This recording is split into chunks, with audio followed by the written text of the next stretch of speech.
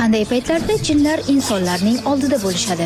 Keling ko'rib chiqamiz. Jinlar ko'rinmas mavjudotlar bo'lib, ularning mavjudligiga ishonish islom aqidasining bir qismidir. Shuningdek, jinlar insonni vasvasa qilishlari ham mumkin. Keling bugun yomon jinlar haqida gaplashamiz. Baqara surasida Alloh aytadi: "Albatta jinlar, shaytonlar sizlarning ochiq dushmaningizdir." Birinchisi, yalang'och yuradigan, kiyimsiz ko'p vaqtini o'tkazadigan insonlar oldiga jinlar kelishadi. Shuning uchun kiyimingizni yechayotganingizda Bismillahirrohmanirrohim deyishni unutmang. Ikkinchisi, siz hojatxonaga kirganingizda, agar bilsangiz, jinlar fahsh va najosni yaxshi ko'rishadi, ya'ni nopoklik va axloqsizlikni. Shuning uchun hojatxonaga kirishdan oldin mana shu duolarni aytishni hech qachon unutmang. Allohumma inni a'udhu bika minal hubsi wal habayth. Ma'nosi: yo Alloh, men sendan erkak va ayol jin shaytonlardan panoh so'rayman. Oxirgisi esa quyosh botayotgan paytda. Payg'ambarimiz sollallohu alayhi vasallam shunday deydilar: agar quyosh botayotgan bo'lsa, bolalaringizni ichkariga kiriting, chunki bu vaqtda